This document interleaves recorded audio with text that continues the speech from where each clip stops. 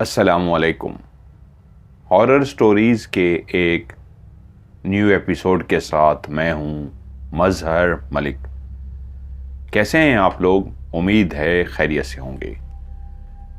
आज की ये खौफनाक कहानी जो मैं आपको सुनाने जा रहा हूं, ये मुझे भेजी है मोहम्मद अबू बकर खालिद ने दिल्ली, इंडिया से। उन्होंने इस कहानी को इस अंदाज में मेरे हवाले किया है कि मैं इसको अपने लफ्जों में ढाल के एक ऐसी तरतीब दूं कि सुनने वालों को ये कहानी पसंद आए। ये कहानी है एक ऐसे गांव की जहां बहुत ज्यादा आबादी तो नहीं थी, लेकिन गांव के जितने भी लोग थे एक दूसरे के साथ बेइंतहा प्यार करते थे। वहीं गांव का एक इंतहाई खूबसूरत और एक ऐसी शख्सियत का मालिक जिसको गांव की हर लड़की ऐसी हसरत की निगाह से देखती कि काश ये हमारा होने वाला पति बन जाए, शौहर बन जाए, और वो था रुस्तम। रुस्तम को छोटी ही उम्र से अपने जिस्म को खूबसूरत बनाने का शौक था। कद काट भी ऐसा निकाला और ऊपर से अपने जिस्म को इतना खूबसूरत उसने बना लिया कि जो भी एक लंबे कद के ऐसे कड़ियल जवान को देखता जिसका चेहरा हसीनो जमील भी था और वजूद भी सेहतमंद, तो गांव के लोग उसको अक्सर कहते, बेटा बस अपने आप को बचा के रखना, खुदा तुम्हें बुरी बला से बचाए। यकीनन गांव के लोग भी जानते थे क्या खुदा ने उसको हुस्न दिया है, क्या कद काट दिया है, क्या उसने खुद मेहनत करके जिस्म बना लिया है। जहां हर लड़की की ख्वाहिश थी कि रुस्तम उसका शौहर बने, वो उससे मोहब्बत करे, वहीं गांव की एक लड़की जिसका नाम था आसिया। आसिया और रुस्तम रहते तो इसी गांव में थे, लेकिन आसिया भी रुस्तम की तरह बला की खूबसूरत थी। एक ऐसी हसीनो जमील लड़की, जहां रुस्तम के पीछे लड़कियां मरती थी, वहीं आसिया के पीछे भी गांव के जितने लड़के थे वो यही दिल के अंदर ख्वाहिश रखते थे, काश आसिया उनकी बीवी बन सके। उस दौर के अंदर गर्लफ्रेंड बॉयफ्रेंड का कंसेप्ट तो नहीं था। हां, अगर कोई किसी को पसंद कर लेता तो सबसे बड़ी ख्वाहिश यही बन जाती कि मैं इसको अपना जीवन साथी बना सकूं, अपनी बीवी बना सकूं। जहां आसिया को इस बात का एहसास था कि वो गांव की इंतहाई खूबसूरत लड़कियों में से है, वहीं रुस्तम को भी एहसास था, लेकिन दोनों ने कभी एक दूसरे से इजहार नहीं किया था। क्या खूबसूरत कमाल था कि दोनों ही एक दूसरे को पसंद करते थे, लेकिन इस बात का इजहार ना कभी रुस्तम ने किया और ना कभी आसिया ने।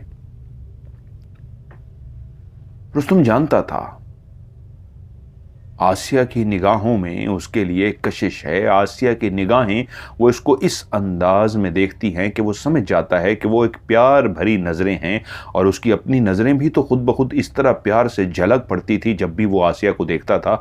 लेकिन दोनों ने कभी इजहार जो ना किया, तो फिर ऐसे जिद पे अड़ गए कि उसकी ख्वाहिश थी पहले आसिया इजहार करे, और आसिया की ख्वाहिश थी कि मुझे रुस्तम प्यार का इजहार करे।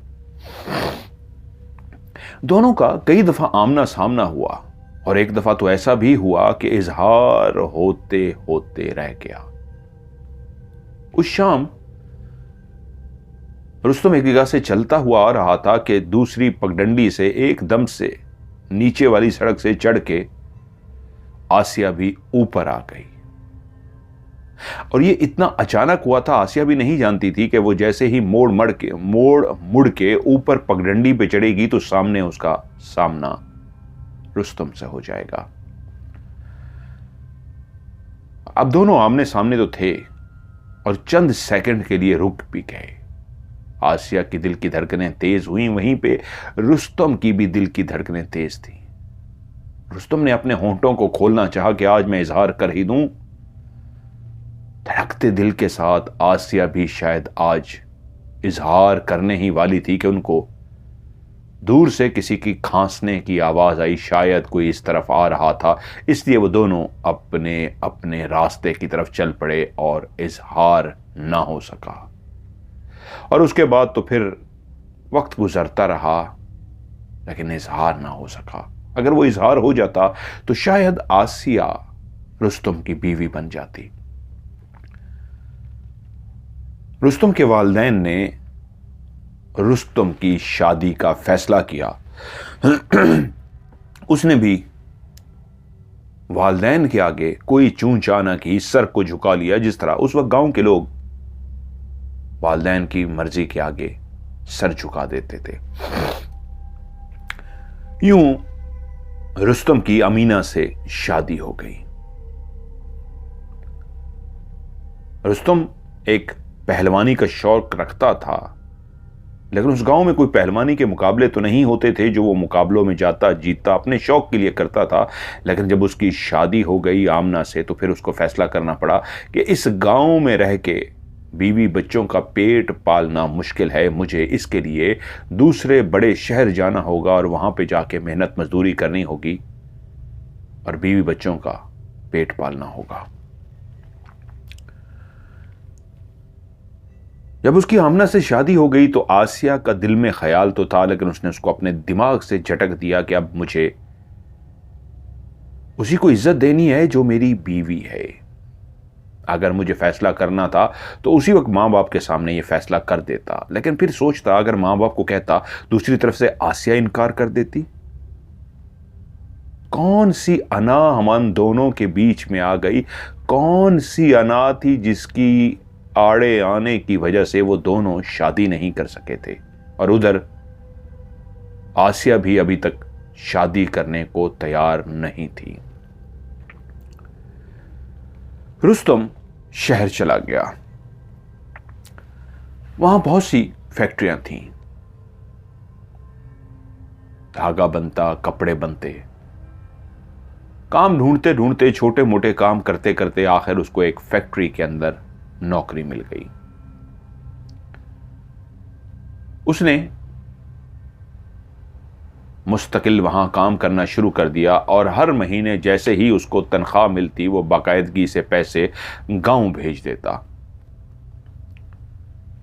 शुरू में 3-4 महीने तो वो गांव नहीं गया, लेकिन उसके बाद जब उसकी एक रूटीन सेट हो गई तो फिर हर महीने की आखिरी 2 दिन या 3 दिन के लिए वो अपने गांव जाता। सारा महीने में वो एक भी छुट्टी नहीं करता था, लेकिन जब महीने का एंड होता तो वो 1-2 इजाफी छुट्टियां लेकर गांव चला जाता और फिर वापस आ जाता। अभी उसके यहां बच्चे नहीं हुए थे। उसकी शादी को 6 महीने ही हुए थे। अब ईद आने वाली थी। उसने अपने मां बाप के लिए, अपनी बीवी के लिए ईद का सामान खरीदा। उसने बकरे ज़िबा करने के लिए पैसे जमा किए थे। वो घर वालों को भिजवा दिए थे कि इस कुर्बानी पे आप लोगों ने बकरा ज़िबा करना है। घर से फरमाइश आई थी, एक बड़ी सी, हम खुद कुर्बानी करेंगे, एक बड़ी सी अच्छी सी गांव से छुरी भी लेते आना शहर से। उसने बाकी खरीदारी के साथ एक बड़ी सी छुरी भी ली, अपना बैग तैयार किया और कपड़े वगैरह रख के छुरी उसके ऊपर रख दी। उसका जो मालिक शहरोज खान, वो एक अयाश तबीयत का मालिक था। बेइंतहा पैसे का मालिक होने के बावजूद वो अपनी सारी दौलत अयाशियों पे उड़ाता, तवाइफों के पास जाता, शराब पीता। वो इन 5-6 महीनों में शहरोज खान की नज़रों में इस हद तक आ गया था कि शहरोज खान अपने पर्सनल कई काम भी उसे कहता था और वो भाग भाग कर देता था। शहरोज खान उस पर बहुत एतमाद करने लगा था। अक्सर ऐसा भी होता कि शहरोज खान को अपने घर कोई काम भेजना होता तो वो रुस्तम से ही कहता। वो रुस्तम की आंखों में शर्मो हया को देख चुका था। गांव से आया हुआ वो नौजवान जो बेइंतहा तमीजदार शर्मो हया वाला था। रुस्तम जब पहली दफा शहरोज खान के कहने पे उसके घर गया, दरवाजा खटखटाया तो शहरोज खान की बीवी ने दरवाजा खोला। एक हसीनो जमील नौजवान बीवी ने। उसने कहा, जी बोलिए। तो उसने कहा, मुझे शहरोज खान ने भेजा है, मैं उसकी फैक्ट्री में मुलाजमत करता हूं और ये सामान आपको पहुंचाने को कहा है। और उसने यूं वो सामान सामने खड़ी शहरोज खान की बीवी सकीना को दे दिया। अब सकीना भी उसको जानती थी कि शहरोज खान खुद भी जब घर मौजूद होता तो अक्सर उसको घर पर बुलाता, तो सकीना उससे पर्दा नहीं करती थी, वो सीधा अंदर घर चला जाता। सकीना भी देख चुकी थी कि ऐसा नौजवान है जिसकी शर्म और हया से आंखें झुकी रहती हैं। अब ईद आ चुकी थी, ईद की तैयारी मुकम्मल हो चुकी थी, कपड़े, चीजें और ऊपर छुरी रख के वो घर के लिए रवाना हुआ। जब वो स्टेशन पर पहुंचा तो ट्रेन आने में देर थी। सर्दियों के दिन थे। वो स्टेशन पे बैठा सोचों में गुम हो गया कि जिंदगी कितनी तेजी से दौड़ी। काश मैं इजहार कर देता आसिया से, आज वो मेरी बीवी होती। मैं अपनी बीवी को इज्जत जरूर देता हूं, लेकिन प्यार आज भी आसिया से करता हूं। काश मैंने इजहार किया होता। वैसी दूर पुरानी बातों में गुम था कि छक छक छक छक छक छक की आवाज आई। यकीनन ट्रेन स्टेशन पर आ रही थी। वो ट्रेन पर सवार हो गया। आज सर्दी बहुत ज्यादा थी और जिन तारीखों को वो अपने घर जाता था, आज उनसे भी कुछ दिन पहले वो अपने घर जा रहा था, क्योंकि ईद आने वाली थी। इसलिए उसने ऐसी ट्रेन पकड़ी थी कि वो जानता था कि रात के टाइम जाके पहुंचेगा। वहां पे अकलौता जो आखिरी एक तांगा मौजूद होता वो भी जा चुका था, लेकिन उसको परवाह नहीं थी। सिर्फ 6 किलोमीटर के फासले पे ही तो उसका गांव था, तो स्टेशन से पैदल चलता हुआ वो गांव चला जाता। जैसे ही वो अपने गांव के स्टेशन पर उतरा तो उसने देखा पूरा गांव का स्टेशन वीरान पड़ा हुआ था। इस रेलवे स्टेशन पे शायद वो वाहिद मुसाफिर था जो रात के इस पहर उतरा था।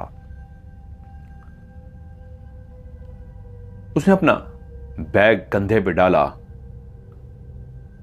अपनी मोटी सी चादर से अपने वजूद को लपेटा ताकि सर्दी से बच सके, और उस कच्चे रास्ते की तरफ चल पड़ा जिसको तय करने के बाद 6 किलोमीटर का फासला तय करने के बाद वो अपने गांव पहुंचता। वो ज्यादा तेज इसलिए नहीं चल पा रहा था कि चांद की वो तारीखें थीं जिसमें अंधेरा ज्यादा होता है और ऊपर से सर्दी होने की वजह से वो यकीनन उस गांव में पला बड़ा था, तो इसलिए उनको रास्ते याद होते हैं ऐसे लोगों को। वरना जब चांद की बिल्कुल आखिरी तारीखें हों और ऊपर से सर्दी पड़ रही हो, धुंध पड़ रही हो, तो लोगों के लिए रास्ता तलाश करना ही मुश्किल हो जाता है। लेकिन वो आहिस्ता आहिस्ता चलता हुआ आगे बढ़ रहा था कि उसको महसूस हुआ कि कोई उसके साथ साथ चल रहा है। उसने मुड़ के अपने साइड पर देखा तो उसने देखा बिल्कुल ही एक जो सामने से छोटा सा रास्ता आ रहा है, जिस कच्ची सड़क पे वो चल रहा था इर्द गिर्द जमीनें थी, तो कोई जमीनों से बिल्कुल ऊपर चढ़ रहा था पगडंडी से उसी कच्ची सड़क पे जिस पे वो चलता जा रहा था। और वो कोई और नहीं, एक बुजुर्ग था। वो बुजुर्ग शायद अपनी जमीनों पे क्या देखने गया था, क्या करने गया था। जैसे ही वो उसके साथ चलना शुरू हुआ तो वो उससे बोला, बाबा जी अस्सलाम वालेकुम। बाबा जी ने उसके गांव का नाम लिया और कहा, वहां के रहने वाले हो? जी बाबा जी, मैं वहीं का रहने वाला हूं। आप कहां जा रहे हैं? मेरा घर तो रास्ते में है। मैं तो रास्ते में अपने घर चला जाऊंगा। क्या अकेले हो? हां बाबा जी, अकेला हूं। कोई लेने नहीं आया तुम्हें? नहीं बाबा जी, बस ईद है ना, बच्चों के लिए खरीदारी की थी, बच्चों के लिए चीजें ली थी, तो बस मैं आ गया। उसके बाद वो दोनों खामोशी से उसी कच्ची सड़क पर आगे बढ़ते रहे। उसने नोट किया कि उसको ठंड लग रही थी, बहुत शदीद सर्दी थी। उसने इतनी मोटी चादर भी लपेट रखी थी, उसके कंधे पे बैग भी था। लेकिन बुजुर्ग को उसने देखा कि उसने धोती पहनी हुई थी और ऊपर जो कमीज पहनी थी उसके ऊपर कोई स्वेटर नहीं था, कोई चादर नहीं थी, बिल्कुल वही कपड़े जो आम गांव के लोग पहनते हैं, धोती कुर्ता। क्या बाबा को ठंड नहीं लग रही? गांव के लोग हैं, रोज फिरते हैं। मैं शायद अब कुछ महीनों से शहर में रहना शुरू हो गया हूं, शायद मुझे ज्यादा ठंड लग रही है। वो ये सोच के मुस्कुरा पड़ा। चलते चलते चलते शायद उन्होंने थोड़ा ही फासला तय किया होगा कि एक कच्चा सा मकान सीधे हाथ पे बना नजर आया। वो बुजुर्ग रुक सा गया। उसके पूरे वजूद ने ठंड की वजह से कपकपी सी ली। वाकई बहुत शदीद ठंड हो गई थी और इस जगह पे शायद खेतों में पानी लगा हुआ था या क्या, यहां पे तो और ज्यादा ठंड थी। तो वो बुजुर्ग बोले, मैं जानता हूं तुम्हें बहुत ज्यादा ठंड लग रही है, अगर बुरा मत मानो तो मेरे साथ घर आ जाओ, एक कप चाय का पी लो। प्याला उनके पास होता है गांव में, एक प्याला चाय का पी लो और उसके बाद चले जाना, जिस्म को हरारत मिलेगी। नहीं नहीं नहीं बाबा जी, बहुत बहुत शुक्रिया, देर हो रही है, बस जल्दी से घर पहुंचना चाहूंगा। नहीं कोई बात नहीं, मैं तुम्हें दिल से कह रहा हूं, आ जाओ, एक कप एक प्याला पीने में कोई हर्ज नहीं, आ जाओ। बाबा उसको जबरदस्ती मजबूर करने लगा, जैसे लगा कि बाबा बहुत ज्यादा कह रहा है, बुरी बात है, अगर कोई इतना ज्यादा कहे तो एक प्याला चाय का पीने में क्या हर्ज है। ठीक है बाबा जी, अगर आप इतना कह रहे हैं तो चलिए। दरवाजे को बाहर से कुंडी लगी हुई थी। बाबा ने उस जंजीर को, उस कुंडी को खोला, दरवाजा खोलकर अंदर दाखिल हुआ। उसके पीछे पीछे जा रहा था। एक राहदारी जिस तरह होती है, इस तरह राहदारी की तरह था। शायद दूसरी तरफ कोई मकान कमरा था जिसका दीवार थी। ये दोनों चलते हुए गए तो एक छोटा सा सहन आ गया। जिस दरवाजे से वो दाखिल हुए थे, शायद उस दरवाजे के साथ ही जो एक कच्चा सा कमरा बना हुआ था, या कोई बैठक थी या क्या था, उसको अबूर करके आगे एक कच्चा सा सहन था और उसके आगे भी एक ही कमरा बना हुआ था, कच्चा सा कमरा। बाबा उसको लेकर उसी कच्चे कमरे में दाखिल हो गया। कच्चे कमरे के अंदर पहले से एक दिया जल रहा था। बाबा ने कहा, तुम बैठो, मैं तुम्हारे लिए चाय बना कर लाता हूं। ठीक है बाबा जी। ये कह के बाबा जी बाहर चले गए और वो एक चारपाई पे बैठने के लिए उसने अपनी चादर उतारी, क्योंकि चादर के नीचे उसका बैग था, और चादर के नीचे से बैग को उतार कर चारपाई के नीचे रख दिया। अभी वो अपनी चादर ओढ़ने ही लगा था कि उसको महसूस हुआ कि पीछे से किसी ने आके उसके सीने को दोनों हाथों से जकड़ लिया हो। वो चादर पहनने के लिए उठा ही था कि उसको महसूस हुआ कि उसके दोनों सीनों के अंदर ऐसे हाथ आया हुआ है और उन दोनों हाथों ने एक दूसरे को कस के थाम रखा है, जैसे कोई उसको पीछे से कस रहा था, जकड़ रहा था। और वो हाथ किसी और के नहीं, उस बूढ़े के हाथ थे जो झुर्रियों से भरे हुए थे। और अब उसने इतने करीब से उन हाथों को देखा, और वो भी उस दिए की रोशनी में। बाहर तो अंधेरा था कि वो बूढ़ा नहीं था, बेइंतहा झुर्रियों से भरा हुआ हाथ था। वो बहुत ज्यादा बूढ़ा था, जिसका चेहरा भी उसने अच्छी तरीके नहीं देखा था। बाहर अंधेरा और घुप, अंधेरे होने के साथ साथ धुंध थी। उसके हाथों के नाखून और उसके हाथों की झुर्रियों को देख के वो डर गया। इतना बूढ़ा शख्स और वो मेरे जैसे रुस्तम पहलवान को इस अंदाज में जकड़ने की कोशिश कर रहा है, इसका दिमाग ठीक है? तो वो बोला, बाबा क्या करते हो, छोड़ो मेरा हाथ, छोड़ो मेरे जिस्म को। उसने जिस्म को छुड़वाने की कोशिश की तो उसको अंदाजा हुआ उन बूढ़े हाथों की गिरफ्त इतनी मजबूत है, इतनी मजबूत है कि वो जोर लगा रहा था, लेकिन उसके बावजूद उस बूढ़े की गिरफ्त से अपने आप को आजाद नहीं कर पा रहा था। अब उसको लगा जैसे पीछे वाला कोई मजाक नहीं कर रहा, क्योंकि उसकी गिरफ्त इतनी मजबूत है कि उसी लम्हे उसे महसूस हुआ कि दो नोक की तरह सोइयां जिस तरह होती हैं, कोई नुकीले दांत होते हैं, वो दोनों दांत उसकी गर्दन में गाड़ दिए गए हों। और जैसे ही उसको इस बात का एहसास हुआ कि पकड़ने वाले ने ना सिर्फ कस के थामा हुआ है बल्कि अपने नुकीले दांतों को मेरी गर्दन में गाड़ दिया है और वो उसका खून पी रहा है। जब उसको ये यकीन हो गया कि मैंने उसको कहा भी है बाबा मत करो, शायद कोई शरारत कर रहा है या क्या हुआ है बाबे को, लेकिन अब तो उसने दांत काट दिए थे, तो उसको समझने में एक सेकंड भी ना लगा। वो जोर लगा के जैसे कैसे खड़ा हो गया। एक पहलवान जो कभी लड़ा तो किसी से नहीं था, लेकिन बेइंतहा ताकतवर था, एक फुर्तीला था।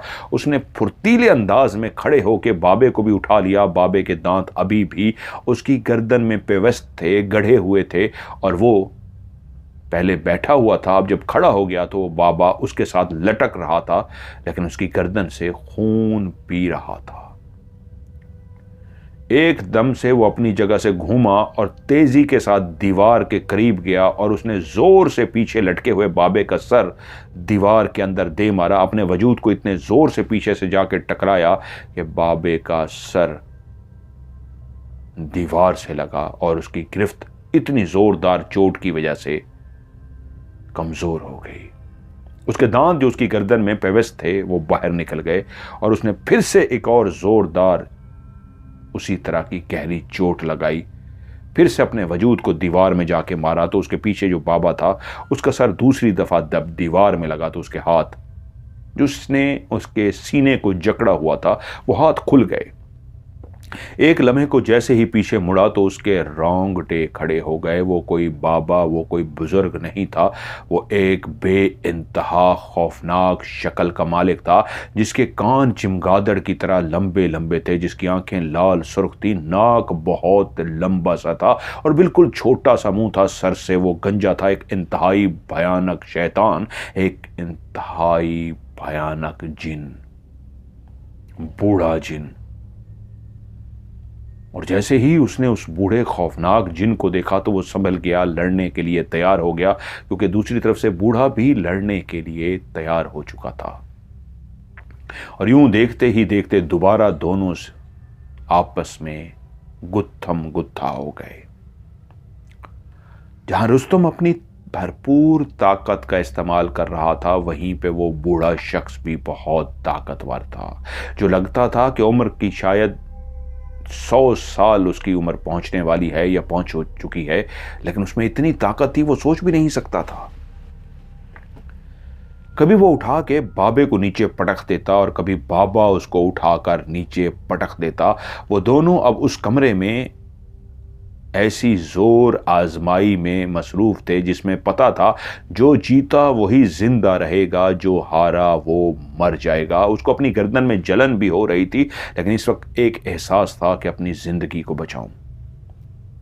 उसने बाबे को नीचे गिराया हुआ था कि बाबे ने फिर जोर लगा के उसको नीचे पटका और बाबा उसके ऊपर चढ़कर बैठ गया।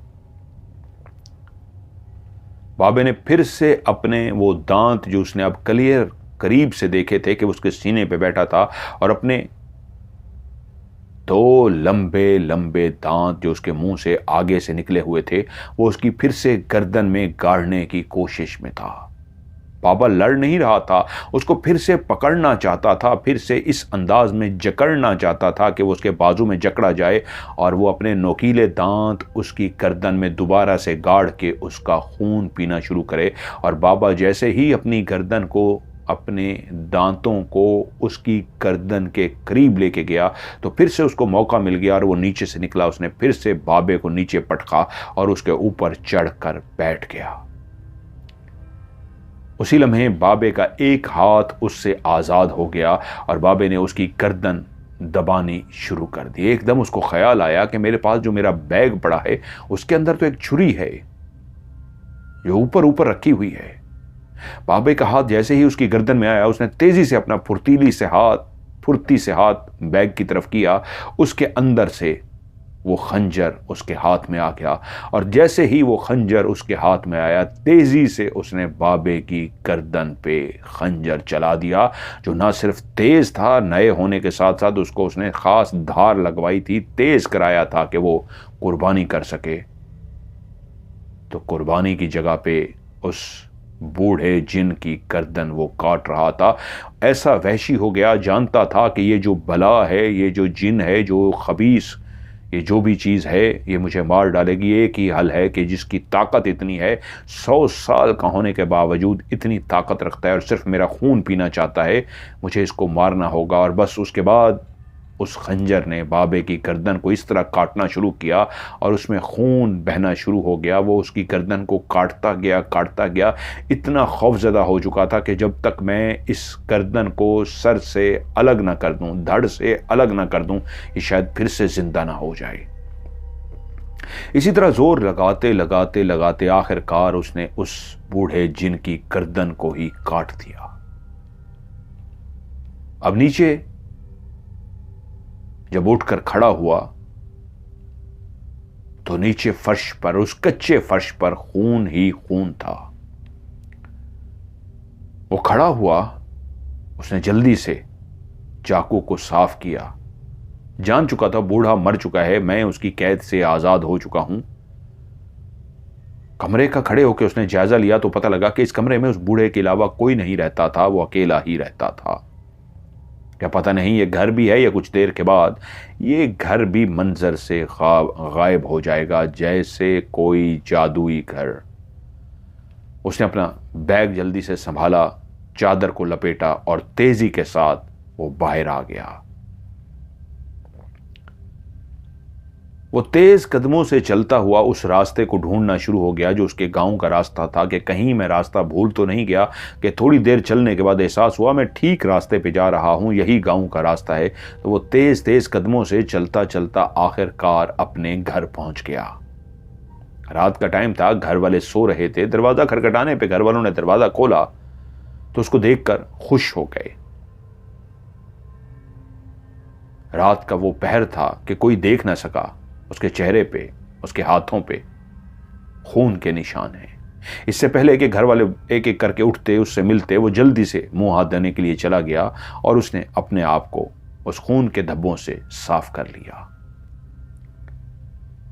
जब घर वाले जाग गए, लालटेन दिए रोशनी के लिए जला दिए गए थे, तब लोगों ने देखा उसके चेहरे पे अभी भी कुछ खून के कतरे थे। उसकी गर्दन पे भी एक निशान सा था। वो सारे परेशान हो गए और उससे पूछे ये क्या हुआ है।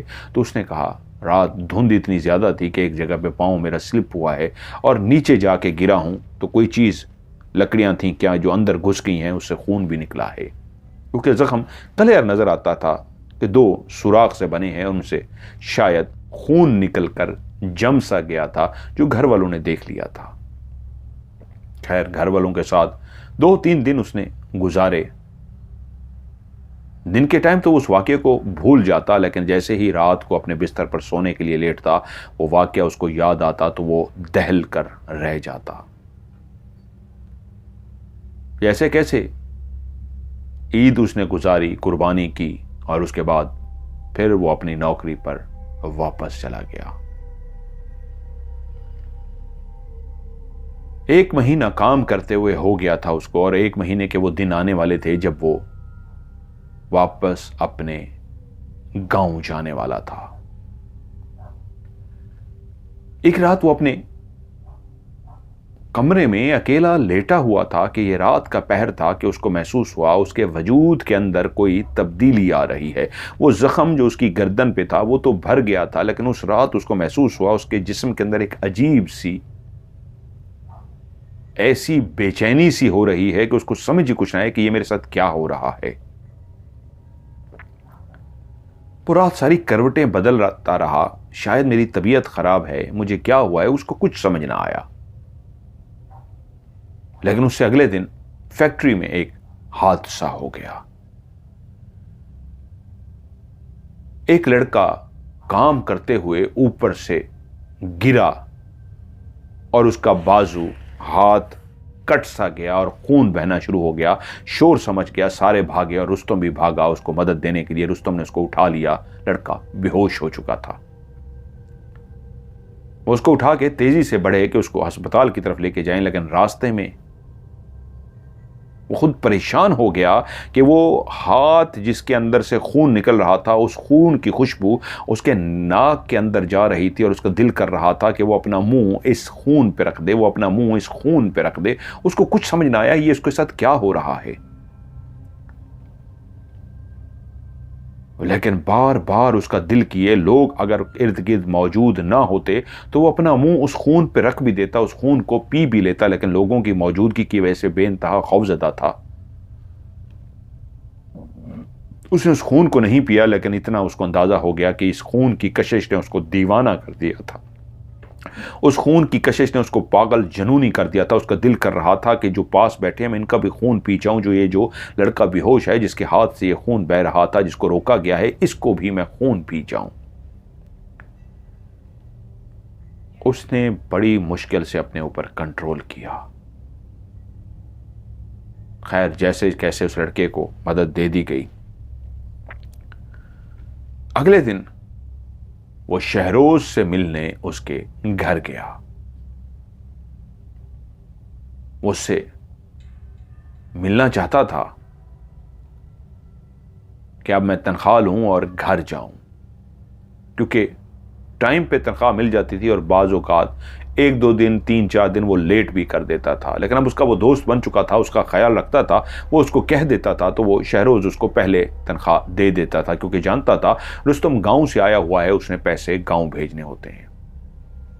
तो रुस्तम दूसरा तीसरा दिन था फैक्ट्री नहीं आया था, जो शहरोज था दूसरा तीसरा दिन था फैक्ट्री नहीं आया था, तो वो उससे मिलने के लिए रात के टाइम उसके घर पहुंच गया। जैसे उसने दरवाजा खटखटाया तो अंदर से शहरोज की बीवी सकीना ने दरवाजा खोला और सामने रुस्तम को खड़े देखा। रुस्तम ने पूछा, शहरोज खान है? सकीना बोली, हां अंदर आ जाओ। वो समझा शहरोज खान अंदर है, वो उसके पीछे अंदर चल पड़ा।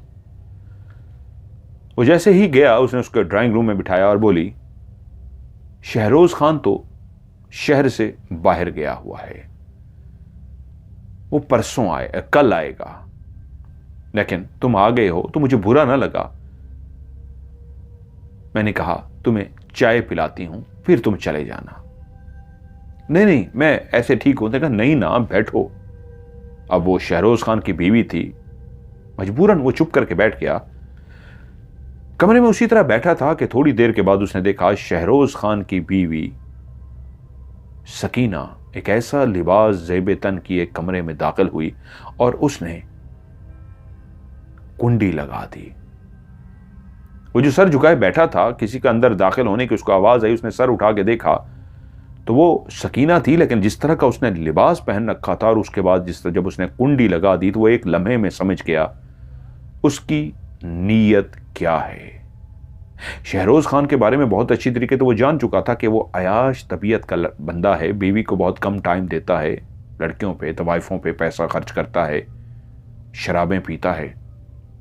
लेकिन उसकी बीवी सकीना जो बहुत अच्छी शक्ल सूरत की मालिक थी, शायद कब से उसकी आंखों में रुस्तम के लिए प्यार भर आया था, उसने इजहार नहीं किया था।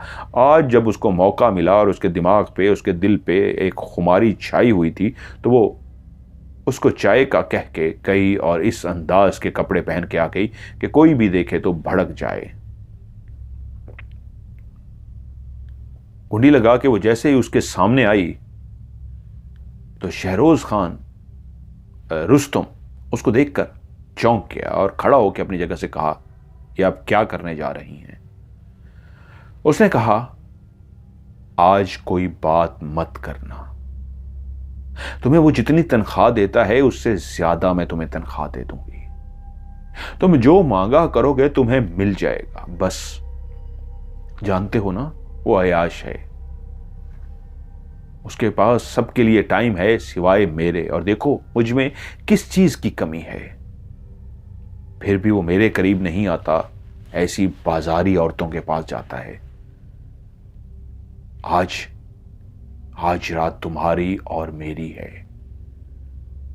तुम जो मुंह से निकालोगे मैं तुम्हारी हर ख्वाहिश को पूरी कर दूंगी। वो मुझे बेइंतहा पैसे तो देता है लेकिन मेरे हिस्से का मुझे प्यार नहीं देता, वो तुम दोगे रुस्तम, तुम। इससे पहले कि वो कुछ कहता समझता, वो तेजी से आगे बढ़ी और एक ही लम्हे में उससे लिपट सी गई।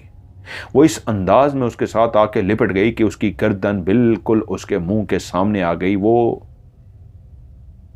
जज्बात में इस तरह बह रही थी कि उसने आके गले तो लगा लिया था, लेकिन वो जो सामने खड़ा था रुस्तम, जो अभी तक शशोपंज में था, जैसे ही वो उसके करीब आके उसके गले लगी, उसी लम्हे उसने देखा उसकी रंग रूप बदलना शुरू हो गया है। उसके रोंगटे खड़े हो गए हैं, जिस्म के सारे बाल खड़े हो गए हैं। वो समझा शायद एक औरत के लिपटने की वजह से मेरे वजूद के सारे बाल खड़े हुए हैं, लेकिन उसी लम्हे उसने देखा उसके कान भी बदलना शुरू हो गए हैं। उसके सीने से लिपटी औरत तो वो ना देख सकी, लेकिन उसके कान बदल चुके थे। और उसी लम्हे पहली दफा उसको एहसास हुआ उसके आगे के दोनों दांत एकदम से बढ़ गए, और ना सिर्फ बढ़ गए, उसके दोनों के आगे के दांत बढ़कर बाहर निकल आए। उसका अपने ऊपर कंट्रोल नहीं रहा था, उसकी नाक लंबी हो गई थी, उसका चेहरा, उसका रंग और रूप बदल सा गया था। और उसी लम्हे उसने अपने दोनों दांत उस औरत की जो उसके सीने से लिपटी थी उसकी गर्दन के अंदर इस तरह गाड़ दिए कि औरत को संभलने का मौका ही नहीं मिला। वो तो देख भी नहीं सकी थी कि जिसके सीने से मैं लिपटी हूं वो एक शैतान बन चुका है। उसका चेहरा एक जिन्नात के खौफनाक चेहरे से मुशायबा हो चुका है। उसके कान चिमगादड़ की तरह हो चुके हैं, उसका नाक लंबा हो चुका है, उसकी आंखें भी बदल चुकी हैं, अजीब सा उसका रंग और रूप हो चुका है, उसकी आंखों का रंग ही सुर्ख हो गया है, और वो अपने लंबे दांत उसकी गर्दन में गाढ़े उसका खून पी रहा था। और वो हिल भी ना सकी क्योंकि उसने उसे गले लगा लिया था। जब रुस्तम ने उसे गले लगाकर जोर से कस लिया तो वो जब अपने आप को छुड़वाने की कोशिश कर रही थी तो अब बहुत देर हो चुकी थी। उस रुस्तम के लंबे लंबे दांत उसकी गर्दन में धंस चुके थे, और वो एक ऐसी कैफियत में आ चुका था जैसे उसका दिमाग उसके कंट्रोल में ही ना हो, जैसे कोई नादीदा ताकत उससे ये करा रही हो और वो करता जा रहा हो, और वो खून पीता गया पीता गया पीता गया। जब उसके जिस्म से खून पी चुका तो ये तक नहीं जानता था कि वो मर चुकी है। जब उसकी प्यास, खून पीने की प्यास बुझ सी गई तो उसने उसे तब छोड़ा, लेकिन ये क्या, धड़म से वो नीचे जा गिरी। वो तो मर चुकी थी। वो एकदम से बाहर निकला, दरवाजा खोला, किसी ने भी उसे नहीं देखा था। वो चलता हुआ सीधा अपने क्वार्टर पे गया और जाकर सो गया। जब सुबह उठा तो उसको महसूस हुआ कि रात मैंने कितना खौफनाक ख्वाब देखा है, एक भयानक ख्वाब कि मेरा रंग और रूप बदल गया था, शायद मैं लंबे दांतों वाला हो गया था। वो ख्वाब उसको याद आता रहा जो उसने रात ही देखा था, बहुत भयानक था। लेकिन जब सुबह फैक्ट्री पहुंचा तो पता लगा शहरोज खान की बीवी आसिया मर चुकी है। पुलिस पहुंच चुकी है और शहरोज खान पे शक किया जा रहा था कि उसी ने अपनी बीवी को मारा है, लेकिन वो सबूत मिल गए थे कि वो दूसरे शहर गया हुआ था। किसी और पे शक भी नहीं किया जा सकता था।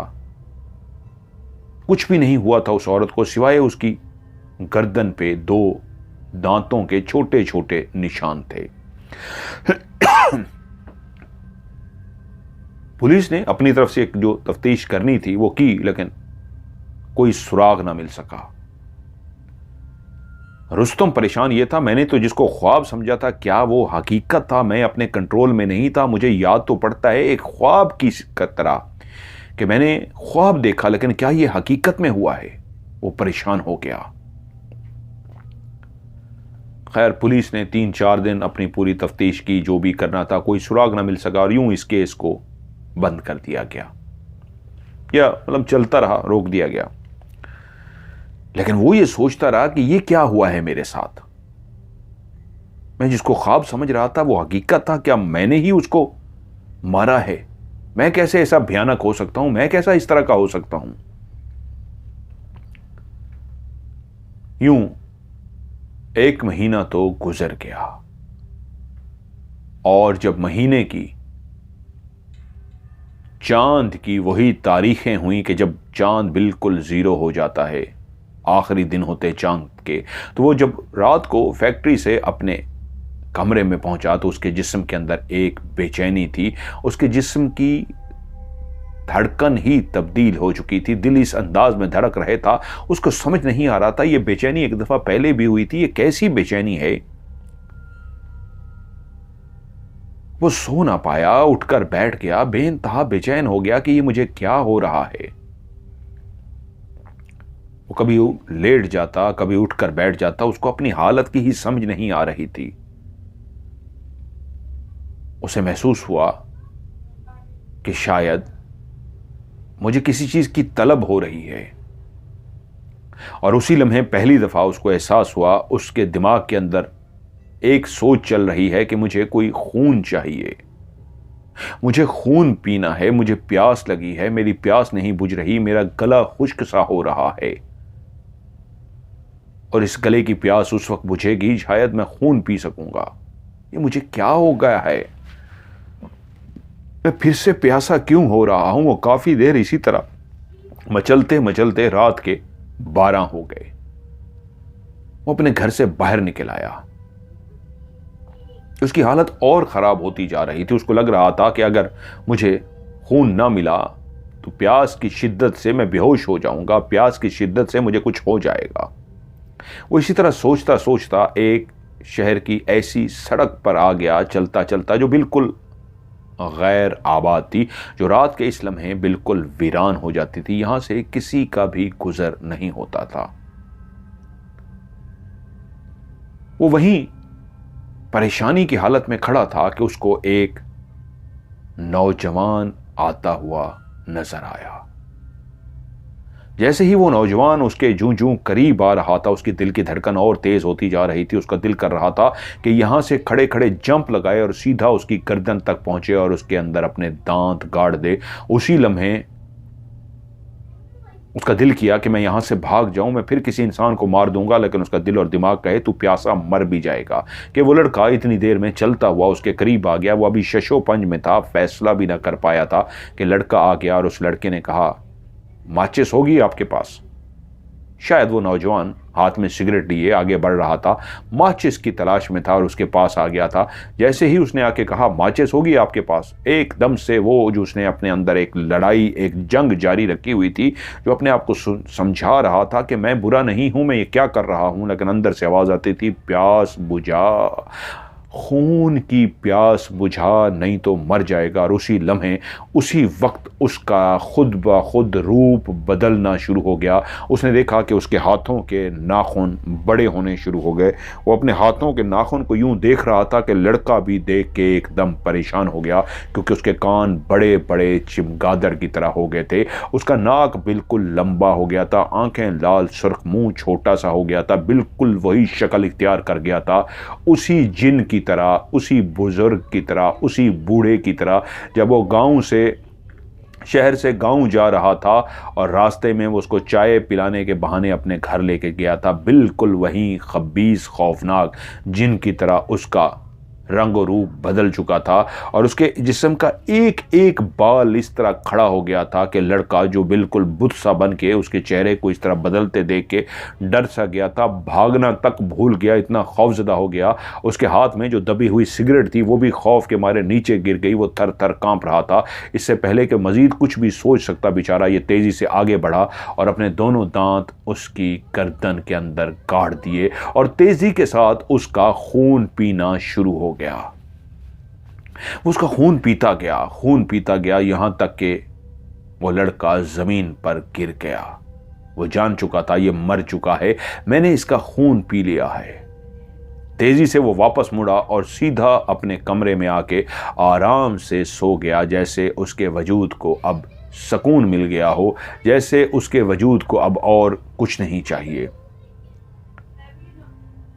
अगली सुबह जब वो उठा तो उसके अंदर एक ऐसी ताजगी आ चुकी थी, वो दो इंसानों का खून पी चुका था, शहरोज की बीवी का और एक नौजवान का। तो उसके चेहरे पे एक ऐसी लाली आ गई जैसे कोई सुर्खो सफ़ेद लाल गालों वाला इंसान होता है, उसकी खूबसूरती और बढ़ गई थी, उसका चेहरा और निखर गया था, वो और खूबरू नौजवान हो गया था। जब वो अपने फैक्ट्री पहुंचा तो सारे उसको देख के हैरान हो गए कि क्या हुआ है तुम्हारे चेहरे को। उस वक्त तो ये लोगों को शायद पता था ये फेशियल क्या होता है, लेकिन वो यही पूछ रहे थे, भाई क्या कराया है चेहरे को, इतना खूबसूरत नौजवान नजर आ रहे हो, तुम्हारा तो चेहरा ही खिल उठा है, क्या हुआ है। उसने कहा कुछ भी नहीं। तो वो परेशान थे कि ये क्या हुआ है इसके साथ, कोई भी नहीं जानता था। वो खुद जानता था कि शायद दो इंसानों का खून पीने की वजह से मेरे साथ ये हुआ है।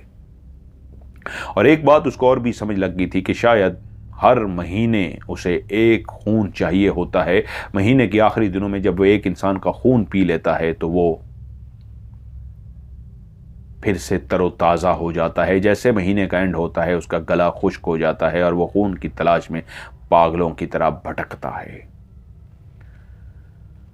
अब महीना आने वाला था, वो फिर से गलती करने वाला नहीं था। वो चाहता था मैं यहाँ से भाग जाऊँ, फिर महीना आने वाला है, फिर से मेरे अंदर वो हैवान वो शैतान जाग जाएगा और मैं फिर से किसी का खून पी लूँगा। वो अपने गांव पहुँच गया और इस दफ़ा गांव वो रात की बजाय सुबह के टाइम पहुँच गया।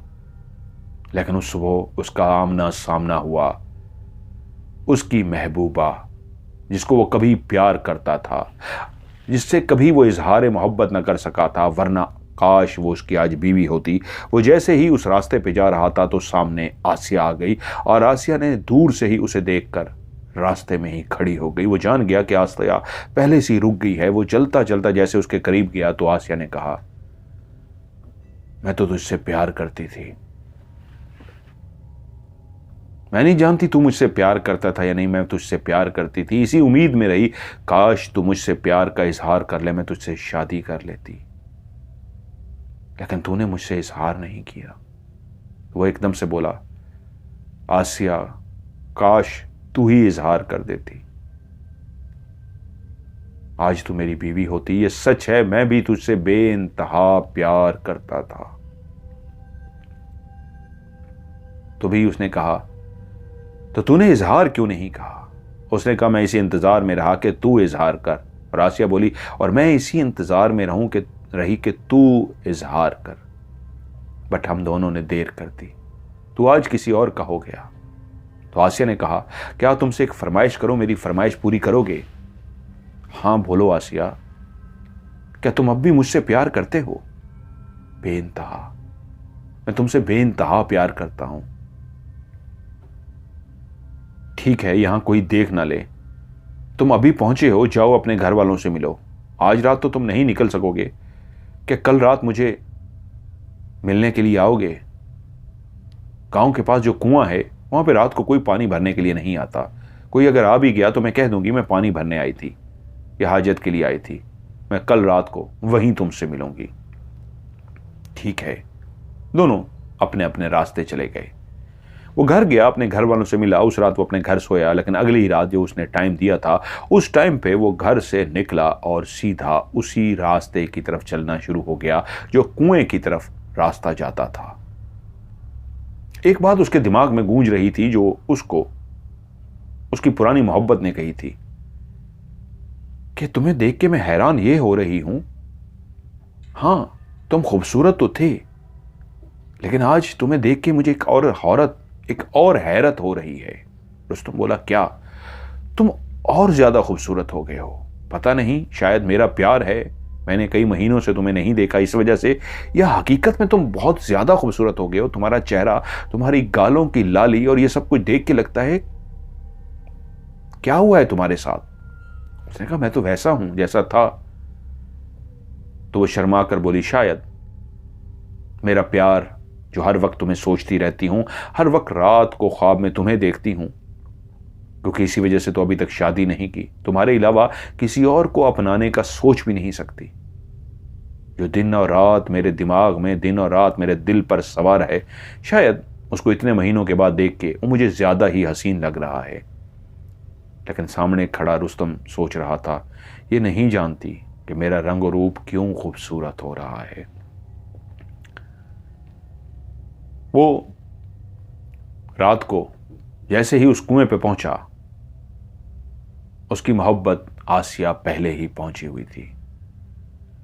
लेकिन वो जैसे जैसे उस कुएं के करीब जा रहा था तो उसकी दिल की धड़कन, उसकी तबीयत, उसकी कैफियत वैसे ही होती जा रही थी जैसे खून की तलाश, खून की भूख, खून की प्यास में होती थी। जब उसका गला खुश्क होना शुरू हो जाता था और दिल की धड़कन तेज होती थी और अंदर से आवाज आती थी, खून चाहिए, मेरी प्यास बुझाओ, खून लाओ, खून से मेरी प्यास बुझाओ, प्यास लगी है, खून चाहिए। वो अपने आप से लड़ता हुआ कि नहीं, आज नहीं, आज नहीं। ये वो करता करता उस कुएं तक तो पहुंच गया। सामने सकीना उसके इंतजार में जो वेट कर रही थी, उठकर खड़ी हो गई और बोली, मुझे यकीन था तुम आओगे, तुम आ गए। हाँ, मैं आ गया हूं सकीना। सकीना कह गया आसिया। आसिया बोली, मुझे एक बात बताओ, तुमने देखा है कि मैंने अभी तक शादी नहीं की, और मेरी शादी ना करने की वजह सिर्फ यही है कि मेरे दिल में आज भी तुम ही बसे हो, तुम्हारे अलावा और कोई नहीं बस सकता। मैं शादी कभी नहीं करूंगी, मरती मर जाऊंगी, तुम्हारा इंतजार करूंगी। और आज सुन लो, जब तुम्हें आज देखा है, तो जब कल तुम्हें देखा था तो उसके बाद तो इतनी मेरी दिल की हालत ख़राब हुई कि जो आसिया तुमसे इजहार मोहब्बत नहीं कर सकी, और जो दिल के हाथों मजबूर होकर तुम्हें कह बैठी कि मुझसे मिलने के लिए आओगे और तुम मिलने तो आ गए, आज मेरी हालत इतनी ख़राब है कि मैं अपने आप को रोक नहीं पा रही। मुझे बहकने दो, आज मैं बहकने जा रही हूँ। ये कहते ही वो एकदम से आगे बढ़ी और सीधा रुस्तम के गले लग गई। रुस्तम इसके लिए तैयार नहीं था, वो बिल्कुल तैयार नहीं था। और वो जैसे उसके गले लगी, रुस्तम ने भी उसको गले लगा लिया। लेकिन वो जो दिल की धड़कन थी, वो जो दिमाग की कैफियत थी, प्यास लगी है, खून से प्यास बुझाओ, वो कैफियत एकदम से उसके ऊपर इतनी सवार हुई कि वो अपने आप को कंट्रोल जो करना चाह रहा था, उसी वक्त उसकी हालत ऐसे हो गई कि दोनों बाहों में बाएं डाले गले लगकर खड़े थे। लेकिन शायद वो अपना हवास खो चुका था। उसके ऊपर एक कैफियत तारी होती थी, एक ऐसी कैफियत जिसमें उसका बस उस पर नहीं चलता था। और जिस वक्त उसने उसे जज्बात में आके गले लगाया उस आसिया ने, और उसने भी वापस उसे गले लगाया, तो वो लम्हा ऐसा था कि खुद ब खुद उसके कान चिमगादड़ की तरह बड़े होने शुरू हो गए। और पूरा हुलिया जिस उसका बदलता था एक शैतान की तरह, उसका हुलिया बदल गया और उसके दांत खुद ब खुद उसकी गर्दन में घुसते चले गए। जैसे ही आसिया को महसूस हुआ कि उसके लंबे दांत उसकी गर्दन में घुस गए हैं, उसने उसे अपने बाजुओं से आजाद करने की कोशिश की। वो पीछे हटने की कोशिश कर रही थी, उसके मुंह से एक चीख निकली, हल्की सी चीख निकली। वो दोनों हाथ छोड़ के पीछे हटने की कोशिश कर रही थी, लेकिन रुस्तम ने जितनी मजबूती से उसको गले लगा रखा था, पकड़ रखा था, वो हिल भी ना सकी। और देखते ही देखते गुडक गुडक गुडक करते हुए वो उसका खून पी गया। उसका खून तो पी गया, लेकिन जब उसने प्यास बुझा ली और उसको छोड़ा तो वो जमीन पर जा गिरी। वो अपने आप से पहले ये बात कह चुका था 2 खून पीने के बाद कि मैं गांव जा रहा हूं, ये तो मैं क्या कर रहा हूं, मैं खून क्यों पी रहा हूं। वो तो अपने आप से लड़ रहा था, लेकिन आगे हालात ही ऐसे हुए, मोहब्बत से मुलाकात ऐसी हुई कि वो उसका भी मार चुका था, उसका खून पी चुका था। आज पहली दफ़ा ऐसा हुआ कि जब वो खून पी लेता था तो खून पी लेने के बाद उसको कुछ याद नहीं रहता था, वो सीधा जाके अपने कमरे में सो जाता था। लेकिन आज खून पीने के बाद थोड़ी ही देर के बाद वापस अपने रूप में आ गया। उसको पहली दफ़ा लगा कि मैं फिर से रुस्तम बन गया हूँ। उससे पहले तो मुझे ख्वाब सा लगता था, कुछ याद नहीं रहता था, सुबह होती थी तो लगता था रात एक ख्वाब की तरह थी। लेकिन आज पहली दफ़ा था अपनी मोहब्बत आसिया का खून पीने के बाद वो फिर से रुस्तम बन गया। और उसको सब याद था कि ये नीचे पड़ी है, उसकी गर्दन पे 2 सुराख हैं जिससे उसने उसकी जिस्म से खून पिया है। हाय, ये मैंने क्या कर दिया है। एकदम से उसके अंदर से आवाज आई, मैंने अपनी ही मोहब्बत को मार डाला। उसे कुछ समझ ना आई, अब क्या करूं। ये तो छोटा सा गांव है, सबको पता लग जाएगा। शहर के अंदर तो चलो पता नहीं लगा, किसको मेरे ऊपर शक नहीं किया, ये तो मैं ट्रेस हो जाऊंगा। अब क्या करूं। उसने आसिया के मुर्दा वजूद को उठाया और उठाकर कुएं के अंदर डाल दिया कि सब यही समझेंगे कि रात को हाजत वगैरह हुई होगी, आई होगी पानी लेने के लिए और कुएं में गिर गई। और वो घर जाकर खामोशी से सो गया। अगले दिन पूरे गांव के अंदर एक तूफान मच गया। औरतें जब कुएं से पानी लेने के लिए गईं तो वहां पे आसिया का मुर्दा वजूद कुएं में तैर रहा था। और वही हुआ, सब ने यही समझा कि वो पानी लेने के लिए रात को आई थी और डूब कर मर गई। उसका तो जिस्म ही पानी की वजह से इतना फूल चुका था, किसी को वो निशान तक नजर ना आए। लेकिन रुस्तम को पहली दफा अपने आप से नफरत हो गई कि ये मैंने क्या किया है, ये मैंने क्या किया है। वो 2-3 दिन गुजार के वापस तो ड्यूटी पे चला गया, लेकिन अपने आप से मुसलसल नफरत करता रहा। ये मुझे क्या हो गया है, ये मुझे क्या हो गया है। उसी वक्त उसके दिल में आया, मैंने अपने प्यार को मार दिया। मैं इतना बुरा इंसान कब था। 2 लोग पहले मारे और फिर अपने प्यार, जो मेरी मोहब्बत में तड़प रही थी, जिसने मुझे बुलाया, मैं उसको ही खा गया, उसको ही मार दिया। क्या करूं, क्या करूं, क्या करूं। अपने आप से लड़ते लड़ते महीना आने वाला था कि फिर से तलब होगी, मैं क्या करूं। उसको एक आमिल का पता लगा। शहर में एक आमिल रहता था जो काला जादू करता था। वो सीधा उसी के पास पहुंचा।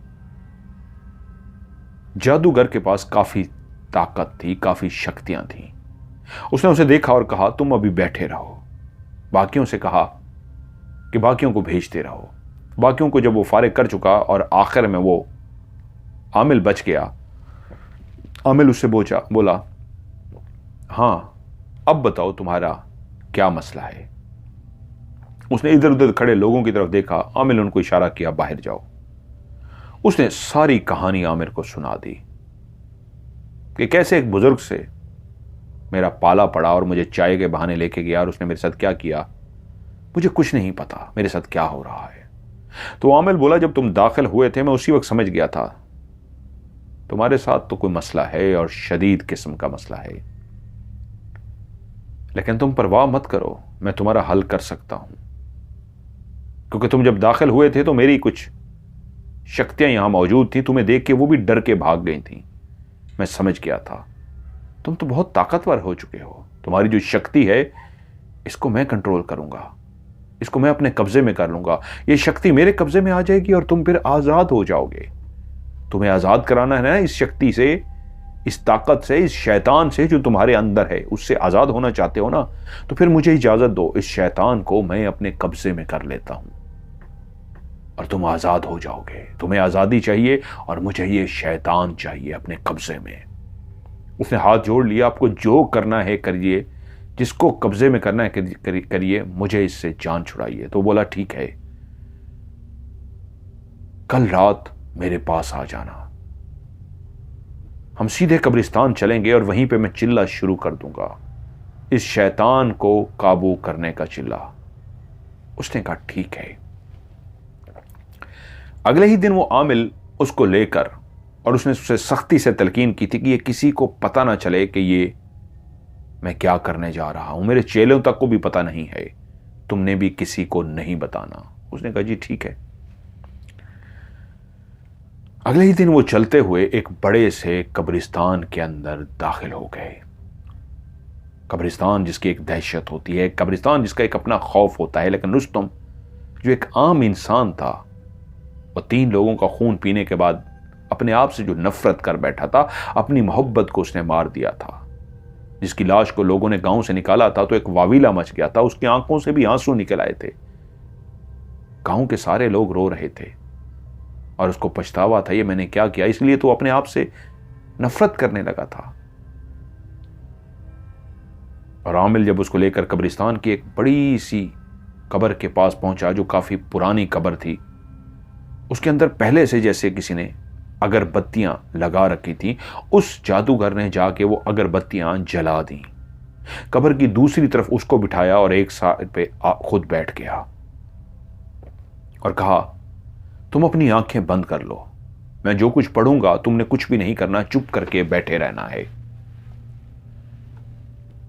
उसने कहा ठीक है। उस जादूगर ने वहीं पे बैठ के ऊंची आवाज में कुछ ऐसा मंत्र पढ़ना शुरू कर दिया कि ऐसे शब्दों को, ऐसे लफ्जों को बोल रहा था जो उससे पहले उसने नहीं सुने थे। वो जैसे ही उसने लफ्ज पढ़ने शुरू किए तो उसकी दिल की धड़कन आहिस्ता आहिस्ता तेज होनी शुरू हो गई, और तेज होते होते उसका जिस्म कपकपाना शुरू हो गया। और जैसे ही उसका जिस्म कपकपाता गया, उसके पूरे जिस्म के बाल खड़े हो गए, रोंगटे खड़े हो गए पूरे वजूद के। पहले होता था कि उस खून की तलाश में, उस प्यास को बुझाने के लिए वो जाता था और उसकी हालत बदलती थी। आज वो आमिल पढ़ाई करके उसकी हालत को उसी तरह बदल रहा था। नॉर्मल रुस्तम से उसको वही शैतान बनाने जा रहा था और उसकी हालत बदलती जा रही थी। उसकी आंखें बंद थीं, लेकिन वो अपने आप को देखना चाहता था, ये क्या हो रहा है, महसूस हो रहा था कि तभी उसने अपनी आंखें खोल दी। आमिल उसको सख्ती से मना किया था आंखें बंद रखना, उसने अपनी आंखें खोल दी और तभी उसने देखा उसके जिस्म के पूरे बाल खड़े हुए हैं। आज वो होश में था। उससे पहले उसको ये जब दौरा पड़ता था, उसके ऊपर ये हमला होता था, तो उसका दिमाग मौफ सा हो जाता था, उसका दिमाग बंद सा हो जाता था। कि तभी जब उस आमिल ने उस मंत्र को पढ़ा तो आज उसका दिमाग मौफ नहीं हुआ था, आज वो बिल्कुल नॉर्मल था और अपने वजूद को देख रहा था। उसकी हर बात मानी थी, सिर्फ आंखें खोल दी थी, ये बात नहीं मानी थी। और उसने देखा उसके कान बिल्कुल चेंज हो रहे हैं। उसने अपने दांतों के नाखूनों को बढ़ते हुए देखा और अपने हुलिये को चेंज होते देखा। और वो आमिल पढ़ता रहा। एकदम से जब उसका हुलिया बदल गया, उसने देखा मेरे तो हुलिया बदल गया है, तभी हुलिया बदलते ही उसके अंदर वो ख्वाहिश फिर से जाग गई, खून की ख्वाहिश। मेरी प्यास बुझाओ, मुझे खून चाहिए। जैसे ही उसके अंदर ये ख्वाहिश पैदा हुई तो वो देख रहा है कि मैं आज नॉर्मल था। नॉर्मल से उसकी मंत्र के पढ़ने की वजह से उसकी, मैंने वो खुद नहीं, पहले तो एक प्यास की वजह से खुद ब खुद मेरा हुलिया बदलता था, आज उसकी पढ़ाई की वजह से मेरा हुलिया बदला है। और जैसे ही मेरा हुलिया बदला है, मेरे अंदर से आवाज़ आ रही है, अब खून पियो, उठो और इसका खून पियो। जैसे ही ये बात उसके दिमाग में आई, उसने वहीं से एकदम से छलांग मारी। जो जमीन पे चौकड़ी मार के बैठा हुआ था, एकदम से खड़ा हुआ और इतनी तेजी से दूसरी तरफ छलांग मारी, वो आमिल भी शायद इसके लिए तैयार नहीं था। सीधा ये आमिल के पास पहुंचा और इसने अपने दांत आमिल की गर्दन में गाड़ दिए। उसका तो पूरा हुलिया वही शैतान वाला बन चुका था। आमिल के गले में जैसे ही उसने दांत गाड़े, वो उसका खून पीना शुरू हो गया। वो उसका खून अभी पी ही रहा था कि पता नहीं आमिल कैसे उसके नीचे से निकल गया। आज तक कोई उसके नीचे से निकल नहीं सका था, लेकिन वो आमिल था, मंत्र शंतर कुछ भी जानता था, और वो एकदम से उसके नीचे से निकल गया। उसने अपने आप को छुड़वा लिया। वो जादू की बेस पे छुड़वाया था, मंत्र की बेस पे छुड़वाया था, ये तो नहीं पता, लेकिन उसने उसे छुड़ा लिया। और ना सिर्फ छुड़ा लिया, बल्कि इतनी तेजी से भागा कि वो नजर भी नहीं आया गया किस तरफ है।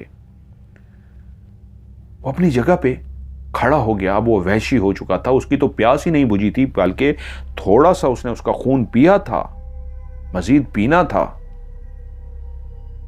कि उसकी प्यास जाग गई थी। और वो पागलों की तरह वहां से निकला कि मेरी प्यास इस वक्त बुझी नहीं है, मुझे प्यास बुझानी है, मुझे नहीं पता। कि अब मुझे क्या करना है। अब वो तेजी से चलता हुआ कब्रिस्तान से बाहर तो आ गया, अब उसको तलाश थी किसी भी इंसान की जिसकी गर्दन के अंदर वो अपने दांत काट थे। और सामने ही उसका शिकार आता नजर आया। कोई सामने आ रहा था, वो भागता हुआ गया और जाते ही उससे लिपट गया। कब्रिस्तान के साथ ही घुप अंधेरा था, कौन देखता उसको, उसको डर ही नहीं था। जैसे ही उसके साथ जाके लिपटा और उससे पहले कि वो अपने दांत, क्योंकि उसका हुलिया आज काफ़ी देर से वही शैतान वाला बना हुआ था, वरना पहले खून पी के जब बंदा मर जाता उसका हुलिया नॉर्मल हो जाता, क्योंकि उसकी प्यास नहीं बुझी थी, इसलिए वो भी शैतान बना हुआ था। कब्रिस्तान से बाहर जब आया तब भी शैतान था। और जब उसने उसकी गर्दन में दांत गाड़ने की कोशिश की तो एकदम से ऐसा लगा जैसे किसने उसे थप्पड़ मारा हो। उसे थप्पड़ लगा और वो बेहोश हो गया। जब उसकी आंख खुली तो एक कच्चे से कमरे में था और एक नूरानी चेहरे वाले बुजुर्ग जिनकी सफेद दाढ़ी थी वो सामने बैठे हुए थे। वो एकदम से उनको देखकर हड़बड़ा कर उठकर बैठा। वो बुजुर्ग बोले, लेटे रहो, लेटे रहो।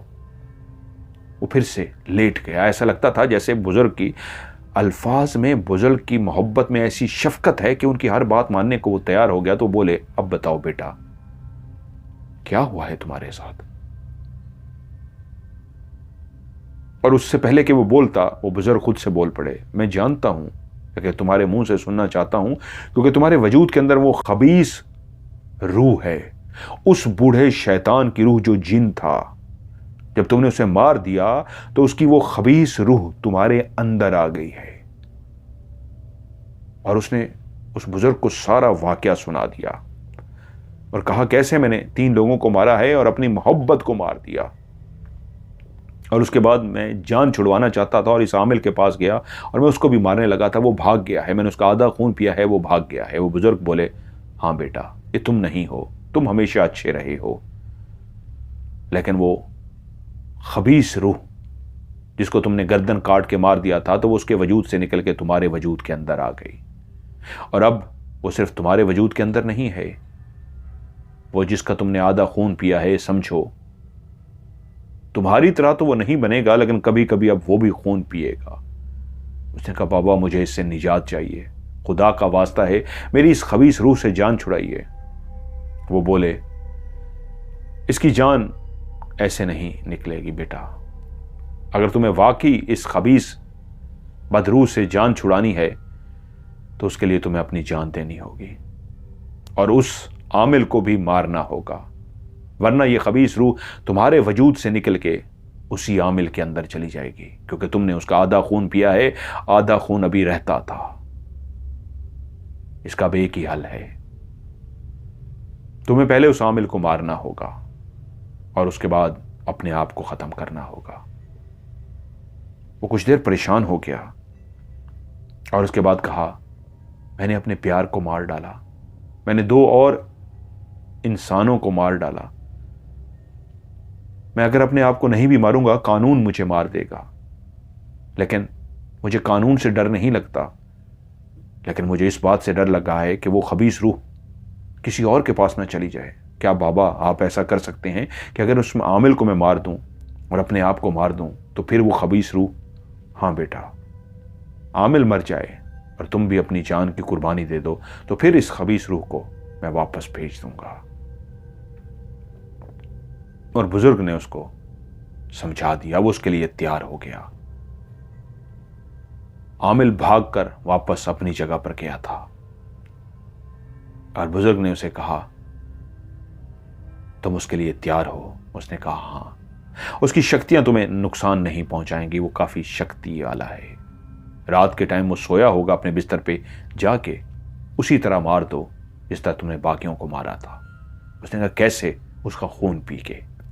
आधा उसका खून जो तुमने पिया था, बाकी आधा खून उसका पियोगे, वो खुद ब खुद मर जाएगा और उसके बाद अपने आप को खत्म कर देना। अगली ही रात उसने ऐसा ही किया। वो सीधा उस आमिल के पास गया, जैसे लगता था रास्ता उसके लिए क्लियर कर दिया गया हो, किसी चीज ने ही उसका रास्ता नहीं रोका। वो जो दरवाजे खिड़कियां बंद करके सोते थे, लगता था जैसे आज खिड़कियां दरवाजा उसके लिए खोल दिए गए हों। वो चलता हुआ आगे बढ़ता हुआ गया, किसी ने उसका कोई दरवाजा नहीं रोका। चलता वो सीधा आमिल के पास गया और आमिल गहरी नींद सो रहा था, जैसे सब कुछ पहले से उसके लिए सेट कर दिया गया। और उसने जाते ही जब उसकी गर्दन पे अपने दांत गाड़ दिए तो फिर हिल ना सका और वो उसका खून पी चुका। और जब वो उसका खून पी चुका, आमिल मर गया, तो वो सीधा अपने घर गया। उसने जाके सारी बात अपनी बीवी को बता दी और उसे कहा, अगर मैंने अब जान ना दी तो कोई पता नहीं, मैं अपने माँ बाप, अपने बीवी, अपने घर वाले, अपने खानदान वालों को भी खून पी जाऊं। उन बुजुर्ग के कहे हुई बात के मुताबिक मुझे अपनी कुर्बानी देनी है। बीवी बेचारी क्या कर सकती थी, रोई पीटी और कहा, नहीं आप अपने आप को ख़त्म मत करें। वो जितना कहती रही उसने कहा, नहीं तुम्हें बताना ज़रूरी था, ये मत सोचना कि मैंने तुमसे बेवफाई की है, क्यों खुदकुशी की है। कल को कोई ये ना सोच सके कि रुस्तम इतना डरपोक था कि उसने खुदकुशी कर ली। रुस्तम इसलिए मरने जा रहा है कि वो शैतान की खबीस रूह मेरे वजूद में है, और अगर मैं मर गया तो वो बुजुर्ग उस खबीस रूह को फिर कैद कर लेंगे। बीवी को रोता हुआ छोड़ के वो आ गया था और उसने खुदकुशी कर ली थी। वो मर गया था। जहां गांव के लोगों को इस बात पे दुख था कि उसने गांव की लड़की आसिया को मारा था, वहां इस बात पे भी था कि उसका कफारा अदा करने के लिए उसने अपने आप को खत्म कर दिया था। उसने अपनी गर्दन काट ली थी, तेज धार छुरी से उसने अपनी गर्दन को ही काट लिया था। जहां गांव वालों ने उसको दफना दिया, वहीं वो बात पूरे गांव में फैल गई, क्योंकि उसकी बीवी ने बता दिया था कि मरने से पहले उसने मुझे इसलिए बताया था कि गांव वालों को बता देना रुस्तम बुज़दिल नहीं है कि वो खुदकुशी करे, वो इसलिए अपनी जान ले रहा है कि वो खबीस रूह उसके अंदर है और वो किसी और की जान न ले ले। इसलिए उस खबीस रूह से बचने का यही एक तरीका है कि मुझे अपने आप को मारना होगा, ताकि वो खबीस रूह जैसे ही मैं मरूंगा मेरे वजूद से निकलेगी और वो बुजुर्ग उसको कैद करेंगे। वो मर गया था। यकीनन उस खबीस रूह को उन बुजुर्गों ने कैद कर लिया होगा, लेकिन कोई नहीं जानता था। लेकिन ये कहानी पूरे गांव में मशहूर हो गई। आज इतने साल गुजर जाने के बाद, कई सौ साल गुजर जाने के बाद भी लोग उस कहानी को याद करते हैं तो बेइंतहा खौफजदा हो जाते हैं। आप लोगों को ये कहानी कैसे लगी नीचे कमेंट्स में ज़रूर बताइएगा। वीडियो को लाइक कीजिएगा, दोस्तों के साथ शेयर ज़रूर कीजिएगा।